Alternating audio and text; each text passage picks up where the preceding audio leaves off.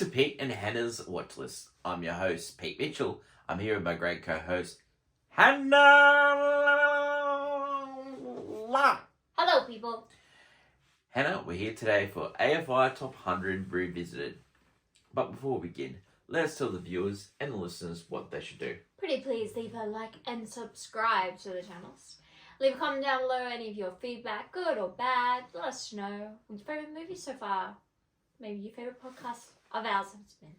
Hit the notification button and you'll get great content like this one, including winter record programming, Yep. what's next, movie news, movie drafts, reviews, previews, can you guess the movie, all good stuff. I figured it out. Let's get on to today's show, and today we are doing movie number 73 on the AFI Top 100 list. Yes. It's Butch, Cassidy and the Sundance Kid.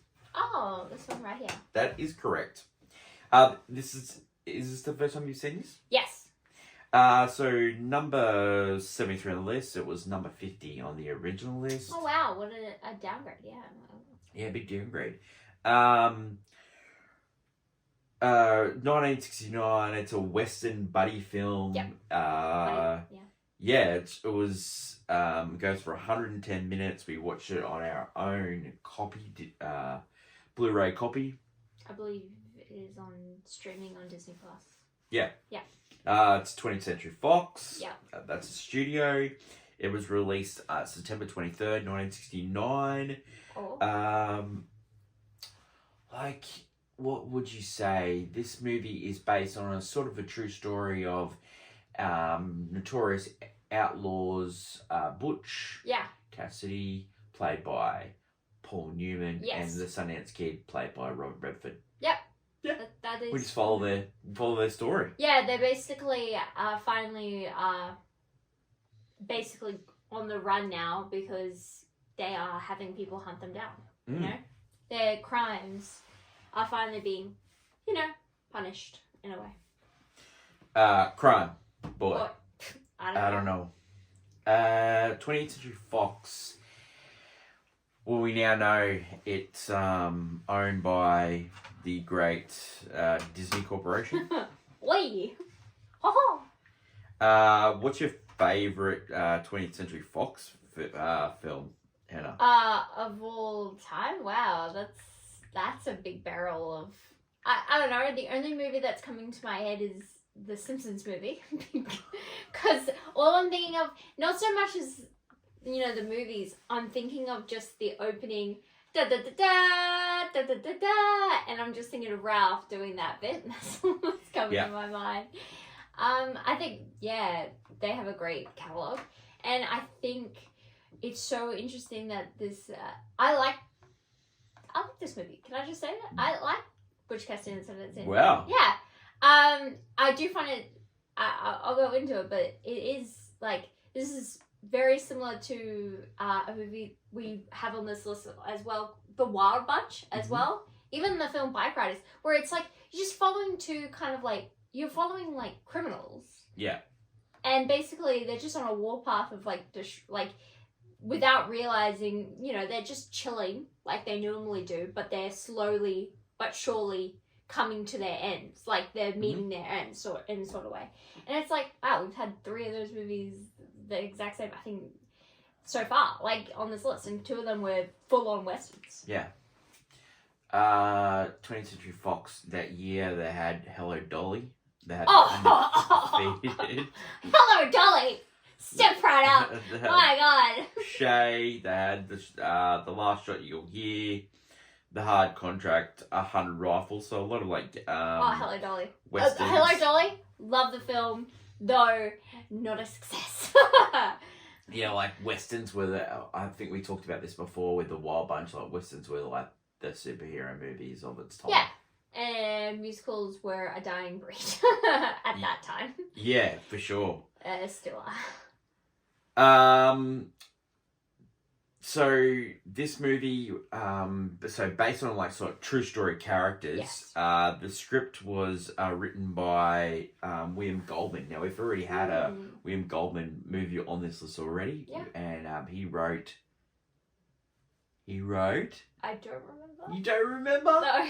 All the President's Men. Oh, okay.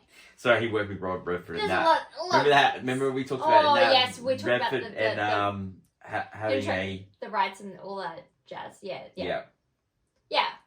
Oh, okay, cool. Oh wait, that's like those two movies close together on this list. So how this came about was William Goldman first came across the story of Butch Cassidy in the late 50s, and he researched it for 8 years, and he started writing the screenplay.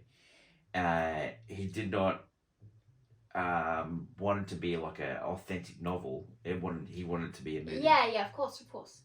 I think that's the best kind of interpretations of sometimes the best literature is just like kind of keeping the tone or the essence of the story and just making it your own in a movie, because you can never do it one-to-one. So he took it to every studio, but only one studio wanted to do it, because what the movie was about was bank robbers fleeing to South America, and a lot of them kept saying, no. John Wayne doesn't flee. Oh, John Wayne fights. Got you. Yeah, because they're thinking like heroes of the Westerns are heroes, so they're not. Yeah. The bad guys. The role of Sundance was offered to Jack Lemmon. Wow. Okay. Yeah, and I can see it, but it's still a weird choice. Yeah, his film company had produced Cool Hand Luke, which starred Paul Newman. But he turned it down because he didn't like riding horses. Okay, I get that. All right. Yeah.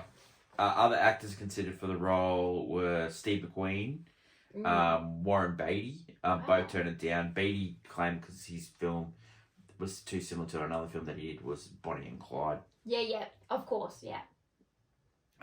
According to Goldman, McQueen and Newman both read the scripts at the same time, and McQueen eventually backed out of the film for disagreements with Newman. So that was the two that were going to do it. The two actors would eventually team up in The Towering Inferno. Of course. As everyone did. But on the urging of Paul Newman, Robert Redford read the script and then ended up taking it. That's great. Great choice. The Catherine Ross character. Which is the honest character in a movie I've watched. Originally, that movie, that part was offered to Jacqueline Bisset, famous actress of The Deep and lots of other movies. Yeah. But she turned it down, and then Catherine Ross was offered the character. So filming locations was in the Zion National Park, the Canyon State Park, and all around the Red Canyon. So because they actually filmed in real places. Yeah, they're really. It really shows, because there's just like really great moments. Because this is a movie of just like running away and hiding and running away, and you get these big landscapes, and it works really well. This film is famous for its music, and the music is written by the great Burt Bacharach, who only died in the last couple of years. Yeah. He composed all the music. He also wrote the music for the song, which was written by B.J. Thomas. Raindrops keep falling on my head. Now tell us your relationship to that. I did not know, because I like the song a lot, but it's because it was in an episode of The Simpsons where at the end of the episode, Marge and Homer have like come back together after one of the many disagreements or something, and they ride a bicycle and start singing the song together. Yeah. And in this movie, this is where it's from. There's a whole 100%. Scene where Paul Newman and her ride a little bicycle. Yep. And it's just a little side piece scene. It's not important it's important to the plot at all. This is just a fun little moment in the movie. This movie was highly successful. It ended up grossing over $100 million back in the time of 1969. Wow. And it was the most popular movie of 1969 at the box office. Amazing, hey? It really is, but you could tell, because this is just one of those good time at the movies, And it only cost $6 million. They were filming it in locations, and it's really just two actors just running away from lanterns. Yeah. It's most of the movie. A lot of the reviews for this movie were mixed. You know. Okay, yes. Yeah, some people thought this movie was terrible. I could weirdly see that, but it also is like, no. It has, it's weird. It's a weird one. It is weird that. A couple of people thought that the raindrops keep falling on my head scene was like playing a trick to the audience because like you were giving him Newman but it wasn't Newman. You know what I mean? As in like her and Redford were together, but the most poignant scene was her and Newman together. Yeah. Which, by the way, yeah, she's in a weird way. It's like playing the field, but she's with Robert Redford's character, but you're like, but she loves Paul Newman's character. Like it's I don't know. Her character's just weird. It was nominated for Best Picture, didn't win. It was nominated for Best Director with George Hill, didn't win. Mm-hmm. Nominated for Best Screenplay, and won for William Goldman. Oh yeah. Best Cinematographer for Conrad Hall, he won. Best Original Score for Burt Bacharach, he won. Best Song, Raindrops Keep Falling Overhead, won. Best Sound nominated. Best Editor Feature nominated, didn't win. So highly highly liked award. Talk about some of the movies that it got beaten by. So none of the acting was nominated. Surprise. Surprise. I think it's just the same as nowadays where you would not nominate someone in an action, like an action / comic book movie. It's just, they're just not the roles you particularly, shoot for. It's sad, but it's unfortunately true. So despite the so much needed to perform such a role. So the other people that were nominated for Best Picture, Midnight Cowboy ended up winning. Anne of a Thousand Days, Hello Dolly, and Z. So Hello Dolly shouldn't have been there, but I'm glad it was. I love that film. Paul Newman. Let's talk about him. Yeah. Let's talk about the pasta guy. Pasta guy, yeah. Butch Cassidy, star of The Hustler, star of Color of Money, Cool Hand Luke, Philadelphia Story, like just he's he's the guy. Yeah, he's the guy. Yeah, He's a name before he's a face. Yeah, but then if you go face, you're probably like Paul Newman's own food. But yeah, no, he's like a really. I think he's that really cool everyman kind of thing he's got to him. Like he's just like a really cool guy. He's got some eyes too. Yeah. Yeah, piercing eyes, my dude. You also was the voice of Doc Hudson. Hudson? Yes, Doc Hudson. That's how most people will probably remember him as the voice of Doc Hudson. In Cars, famously. I'll always remember him in The Verdict. I love it. Yeah. Yeah. So just different generations. Yeah. No, it's true. Never won Academy Award. I think it's generally like if you look at his movie roles, it's roles you don't, again, that are excellent, but you don't really go for, I guess. Like he was nominated. He was nominated for Road to Perdition, which is a Steven Spielberg movie, and he was also nominated for Nobody's Fool. Okay. Nominated for Verdict, nominated for Absence of Malice. Yeah. Just didn't go his way. What you say? No, I think he might have won for Color of Money. I'm just looking back, just double checking that. Just double check. We gotta fact check all these. You can't just keep giving you misinformation. I can't just make up what I know. He actually did win for Color of Money. Yeah, Color of Money. Yeah, he did. Yeah. Good. He's actually great in that. He actually didn't accept the award. Robert Wise accepted it on his behalf. Yeah, well. So, there you go. So, directed by Martin Scorsese, started Tom Cruise, and it was like a reprisal of his role as the Hustler. Yeah, no, it's a solid watch. The person I got confused with, Robert Redford never won in acting, but he won for director. Oh, Robert Redford, yes, I have heard that. Yeah. So no one's gonna. He wasn't nominated for his amazing work in Captain America: The Winter Soldier. No, he was nominated multiple times for like Best Picture and Best Director. Yeah, like of course. The Quiz Show, which was 94, yes. which we brought up before. Ordinary People will be one. He was nominee in The Sting, which is they reprised each other's role a couple years later. George Roy Hill, that one for Best Picture. Yeah. So, Robert Redford, famous for The Natural. Horse Whisperer. Yeah. All the President's Men, which we have on this as well. Horse Whisperer, I love that from you. I love it. Catherine Ross, so she was the young lady in The Graduate. So she played... Oh, okay. Yeah. Yep, alright. She was in Stepford Wives. She was in Donnie Darko. Yeah, great Catherine Ross. Yeah.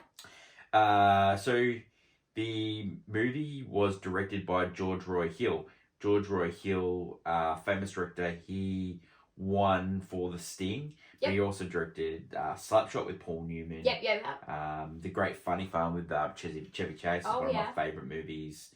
Well, according to Garp, starring Robin Williams. Yeah. Just an amazing director. No. So the producer for this movie was a gentleman called John Foreman, and John Foreman, he did Prizzy's Honor, he did Up Close and Personal, the Rob Redford movie. Yeah, Rob Mannequin. That's a fun movie. The First Great Train Robbery, so and also Paul Newman had his production company. Yes, I did notice that at the end. Let's have a look at the recent what people thought of this movie recently. Yeah, let's do that. It's interesting because I think I don't know if it is true, but maybe this is a little bit of a film bro movie nowadays. Just if they go back on westerns are not as don't get as much love, I guess, nowadays. So on IMDb, it's 8 out of 10. Yeah. Rotten Tomatoes, it's a 9. Yeah. It's written about as one of the best movies of the 60s. I understand that. Yeah, the 60s is pretty interesting. Yeah. I'll tell you, I've gone through movies of the 70s and I worry about that. But the 60s, there's some great films. You are more of a 60s fan than a 70s fan, but a lot of people like 70s movies more than... Yeah, 70s movies are like your artistic, like there are some wild films, but it's 60s I just find there's just like, you have a bunch of everything you'd need, Yeah. I love it. But if you go further and it's just musicals. Letterboxd is 4.1. Yeah. Yeah, that makes sense. On every Thursday, we do a little show called Movie News, and we do a segment called Clickbait, which is a hottie hot take. And what is your hot take for Butch, Cassidy and the Sundance Kid? My hot take is that I wish this was like a duology movie. So there was a second movie, and it was on the perspective of the guys hunting them down.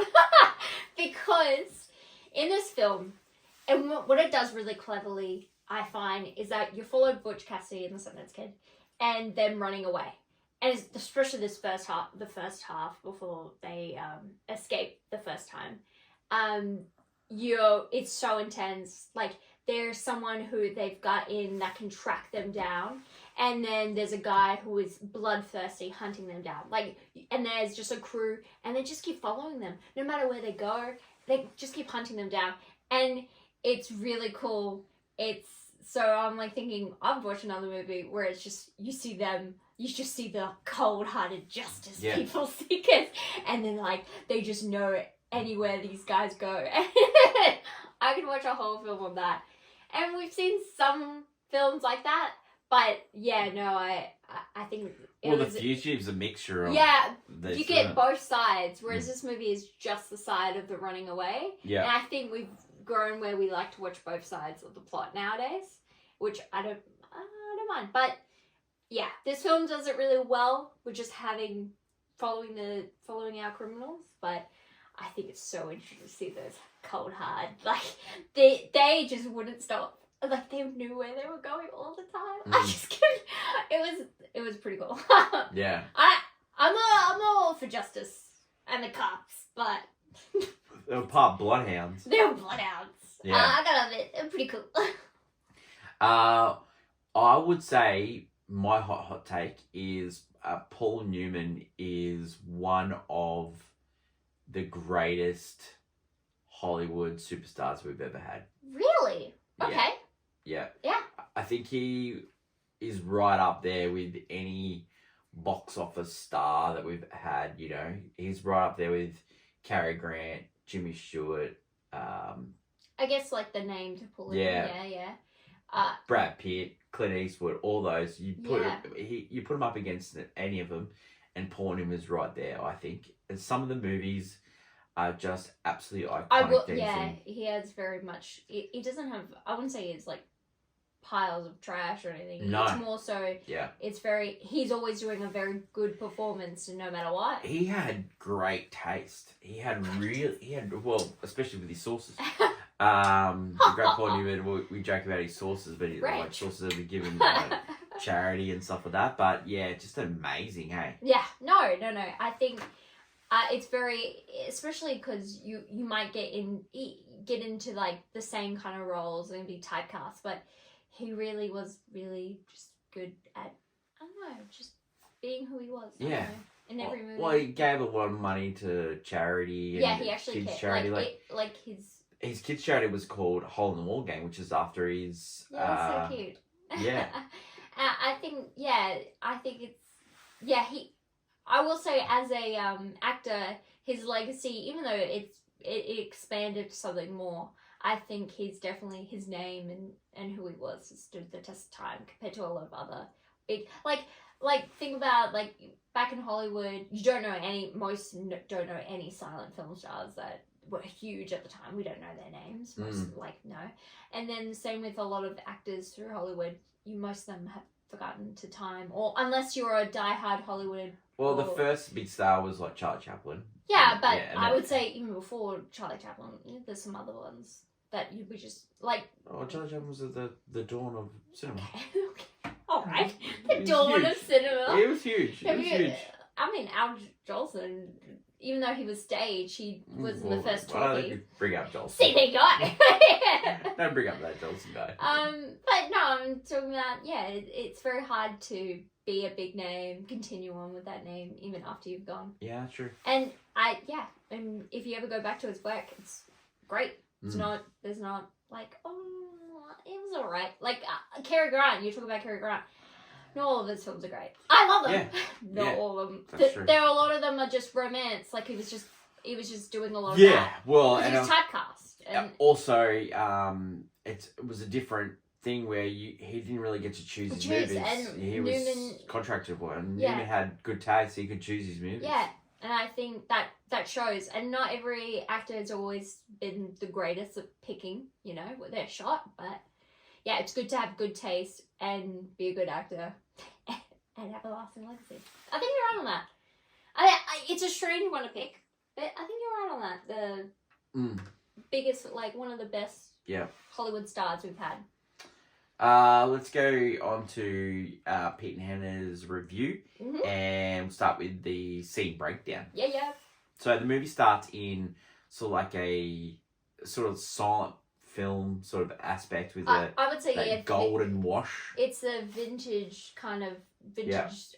Western. Yeah. When it starts with Butch casing a bank, and then he walks into a sort of saloon and Sundance is playing cards. Yeah. Obviously cheating. He gets called on it. He gets basically told to leave or he's going to get shot. And then Butch comes in and says, come on, Sundance. Yeah, And then when the guy realizes... And then Sundance is like, I just want him to ask me to stay. And the guy realizes, is actually Sundance Kid. Kid. That's the Sundance Kid. That's Sundance Kid. And that's when you start to hear, like, their names have weight. Yeah. Yeah. And that's something really good that it does. This is not an origin story. We're finding the guys at their pop. They're at their height of fame. And so anytime their names are said, they're like, oh, whoa. Like, wow. Like, these are the guys. And then Sundance, like, shows him how good he is by shooting his gun off his also like shooting the gun across the floor. I'm like, okay. And then you get the next iconic scene where they go to the hole, warn the gang. Yeah. Butch gets challenged for the authority because he normally chooses what the heist is. Next heist is, and you get the count 1, 2, 3, and then start the fight. Yeah, 1, 2, 3 to go, and Butch wins the fight. You know, it's a couple of little funny little repartees with like. Yeah, I really like the conversations they're having. Like they're very heightened and it's very back and forth, and it's really really funny and really good banter. You get then they talk about the train heist. Yeah. End up robbing a train. Yeah. The idea is to rob the train and then rob it again. Robbing on the way back. Yeah. So when they were filming this, they had 5 cameras, but they only had 4 camera operators. So the cinematographer, Conrad, he said to Catherine Ross, who was just visiting set, do you want to hold the camera? And really? George Roy Hill didn't say anything, hated that move, and ended up banning Catherine Ross from the set. Catherine Ross and George Roy Hill absolutely hated each other. Wow. Okay. So she said the best scene in the whole movie is the raindrops kept falling on my head scene. Yeah. Because it was filmed by the second director. Nice. All right. So and a little bit he was not on set. Yeah, a little bit like, no. It was good when he wasn't there. So speaking of that, that's the next scene. So we get the scene where Sundance Kid comes home, comes back to Catherine Ross' house. They had a successful first heist. And then go back to his house and she goes, you're late, you know, and so they sort of sleep together. And then the next day, Butch is riding a bike. Creepily. Yeah. So he starts talking about her and... Yeah. A little bit. And then she's on the bike and then they get raindrops keep falling on her head. Now, originally, that was supposed to be nothing. It was just supposed to be no music at all. And then they saw a rough cut. They didn't like it. So then they added the music. And Rob Redford hated it. Okay, yeah, because, he's not part of it. No, but he hated the song. BJ Thomas also hated the song being used in the movie and thought it was going to end his career. That ended up being the biggest hit of his career. Yeah. And also one song, and it's the most iconic part of the movie. Yeah. Yeah, I have to say that's how I know. I didn't know it was from this movie, but when I was like, this is from this movie. And also the scene is quite lovely. And I get why they don't like it. It's very cheesy. And what is, this really cool, buddy cowboy movie. This is a very cheesy scene to have. So Butch and they sort of like flirt and says, she goes, do you think if we met first we'd be together? And then Butch goes, we're already together. Basically, we are. You rode on my bike. And then Sundance goes, what are you doing? He goes, I'm trying to steal your girl. He goes, you're gonna have her. He's there. Oh, what a romantic guy. It's like that. It is like they're in like a 3 triangle relationship. A throuple. Yeah, they really are in a weird way. And I'm not mad by it. It's just weird, but it works for this movie. Cause Butch and Sundance, great relationship too. Who do you think is the star of this movie? Is it Butch Cassidy or is it Sundance Kid? It's really hard to say because Sundance Kid does a lot of the heavy lifting when it comes to the action portion. Because originally the movie was called The Sundance Kid and Butch Cassidy. Oh, really? And Goldman changed it after a prompt. It sounds better, Butch does sound better.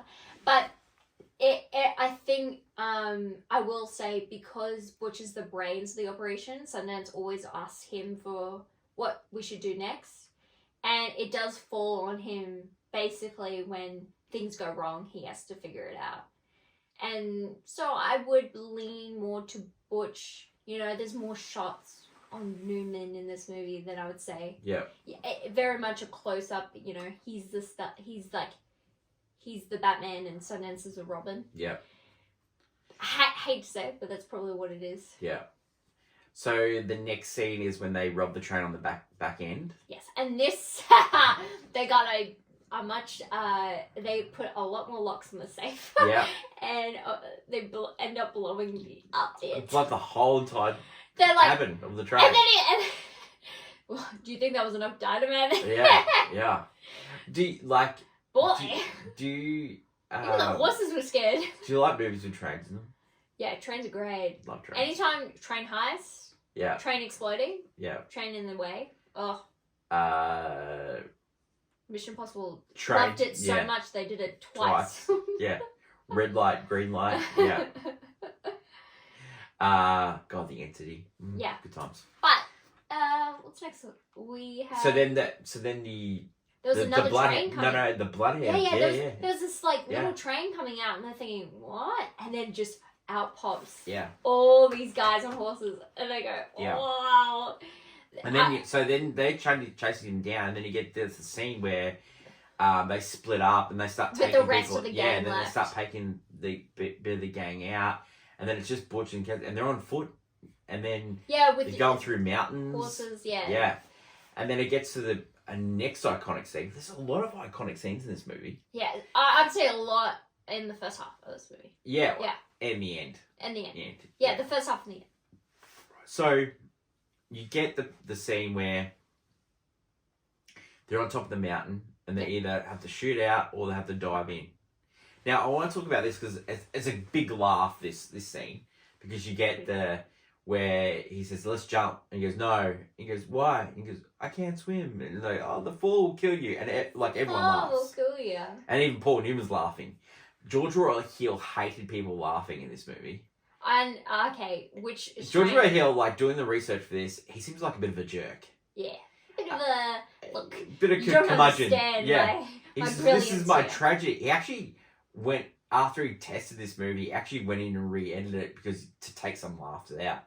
Okay. Because it was like a comedy. You have two very charismatic people who are bantering back and forth, really funny. Yeah. It's really good banter. I think there was more on the cutting room floor. Yeah, I would say, compare, the Wild Bunch, I just feel like they didn't have chemistry, the whole gang, whereas in this movie, these two are just great together. Yeah. So then they jump, and they go back, and they get Etta, and then they decide, okay, we're going to Bolivia. Yeah, let's, because these guys are going to keep tracking us down no matter what. So we gotta really, pump it somewhere else. And why are we going to Bolivia? Well, it's the new gold rush town. If we were around when California was going. Yeah. So they go to Bolivia, and then it ends up... and they have this montage sequence, which is also very weird. There's this thing where they're showing just photo, it's vintage still photos. Photos, Then they went to New York for a bit. Yeah. They did some other things. Yeah. They've been having fun, which is really also strange about this film. Mm. I like it. Don't get me wrong, but it's a weird montage. Yeah, for sure. Yeah. And then, so they're down in Bolivia, and it turns out it's not as great as he's made it out to. No. Butch Cassidy's definitely the ideas guy, but with the ideas he is one thing. Yeah. And then they decide, okay, they're going to go back to bank robbery, and they had to learn Spanish. They had to learn Spanish because they didn't know Spanish. Oh, that's a great scene. You get Etta and Sundance together, and she's trying to prompt him to say the words, and then Butch Cassidy's in the next room, and he's citing it, and she goes, "Oh, well done, Butch." He's actually reading it off of he wrote it down. That's funny. That's funny. Yeah. And then the first bank robbery, he's prompted for lines, and he has to pull out the piece of paper. And Sundance is not happy. If you know it, then you read it. You're such an idiot, They're already holding their hands up. Yeah. You need to do And then you get the scene where they decide to go straight. Yeah. And then it doesn't turn out good. No.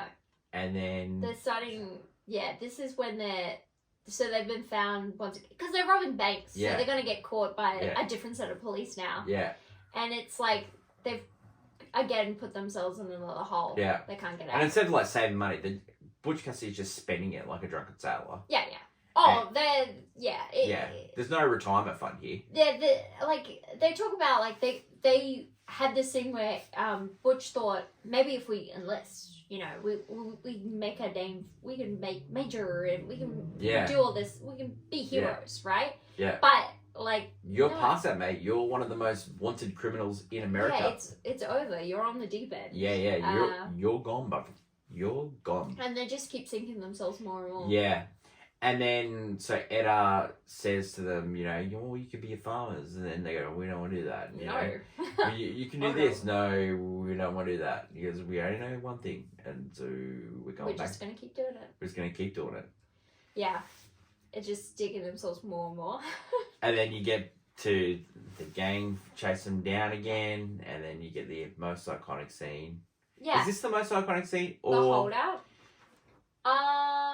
I think so. It goes okay. You got raindrops keep falling on my head. You got the dynamite blowing up the train. You got the fall will kill you, and then you've got the ending. The fall will kill you is no one.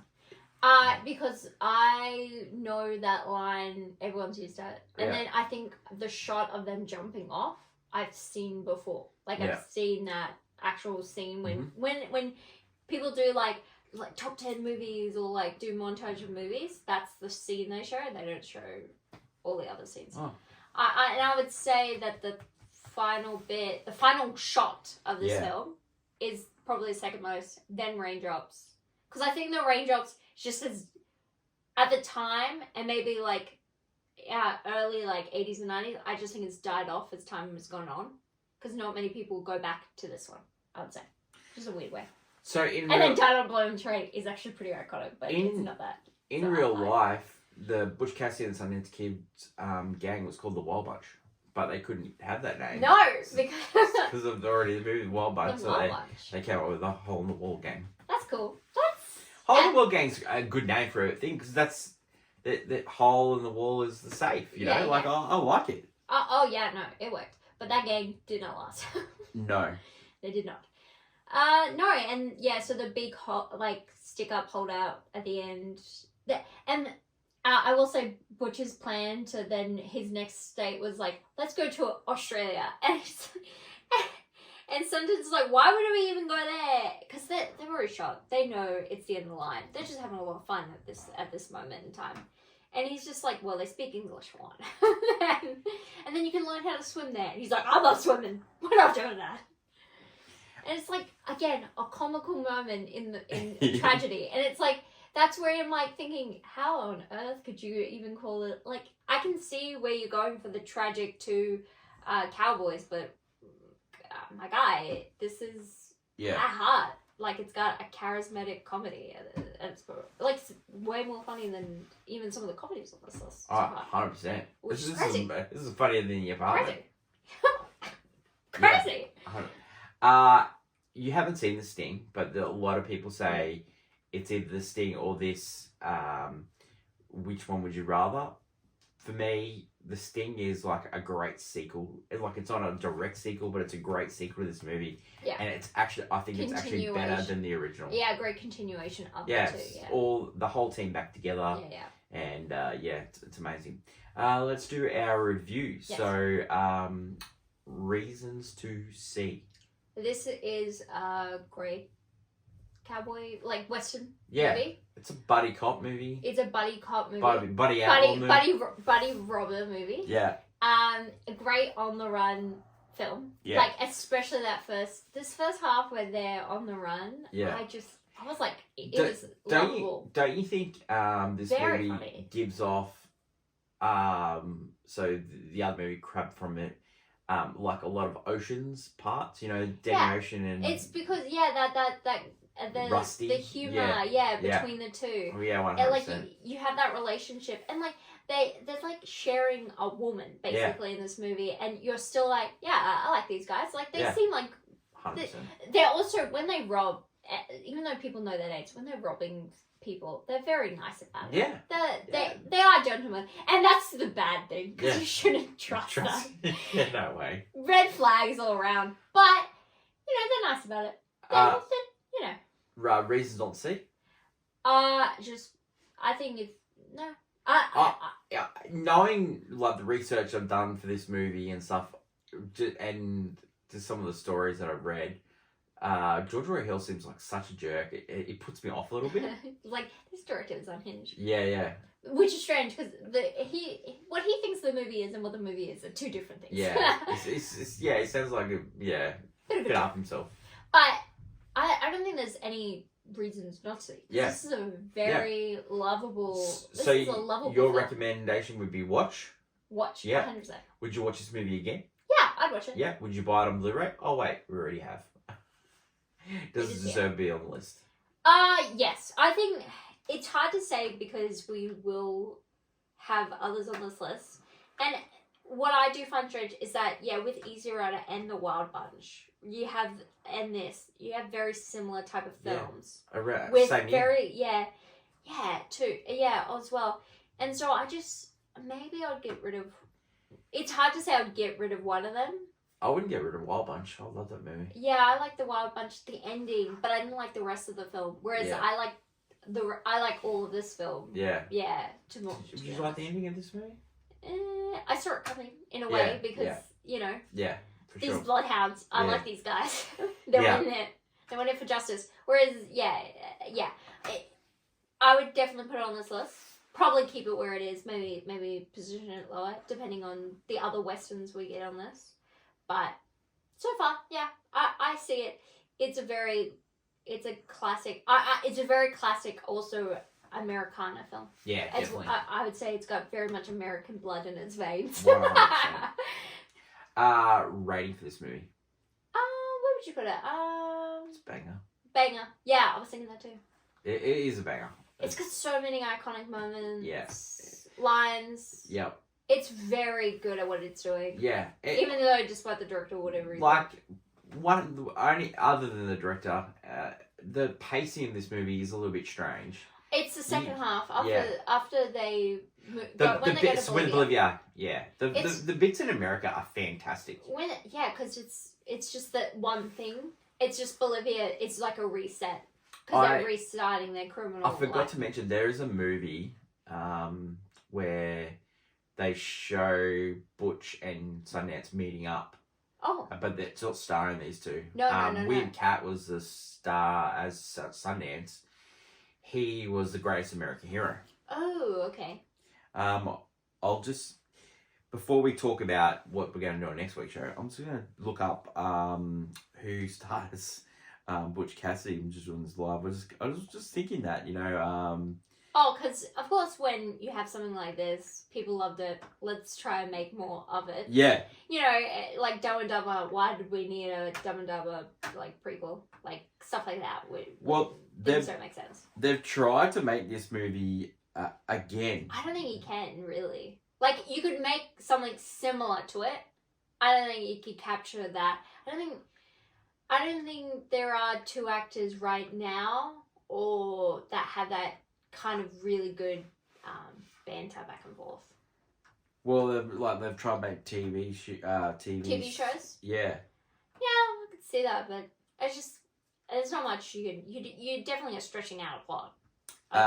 So it was called Butch Cassidy and Sundance. Butch and Sundance, the early days, and Butch Cassidy was stars the great Tom Berenger, which was seen on Platoon, and he's on the star of Major League. Yeah. Tom Berenger. That's it for today's show. Next week we are movie number 72. 72. And it's Shawshank Redemption. Wow. Okay. Took out the film broest of movies. Got into a lot of grief for not putting Shawshank. Good grief? Yeah. In 1994? Yeah. I'm sorry. Junior came out that year. I'm sorry. Yeah, so... but, look, I think...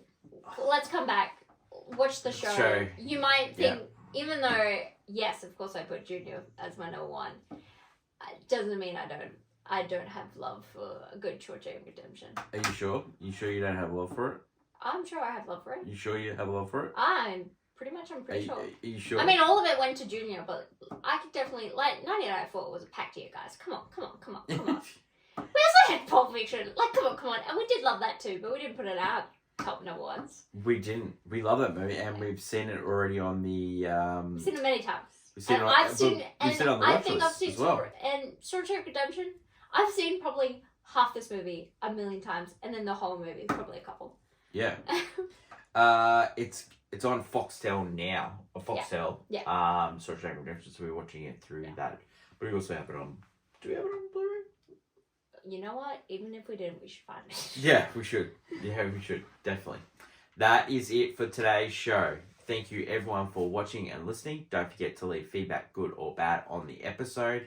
That is my lovely co-host Hannah. Until next week, when we enter our regular programming, and I won't be by myself this week. I'll have the great Hannah Mitchell, because it's that time of the year. It's House of Dragon. What a week! So we'll be Tuesday, Wednesday, Thursday, Friday. Friday. What? All together next week. Yes. 4 days together. We're a Team Black family as well. Sure. No filthy greens here. Sure. She just came to me and said, "Do you know there's House of Dragon this week?" I was preparing House of Dragon for the week after. I was like plotting my shows, but nope. So yeah. And then Shawshank Redemption next week at AFI. And what's next is Inside Out 2 and The Exorcism. So looking forward to that. That is my lovely co-host Hannah. Long live cinema. Until we meet again, it's bye for now. Bye.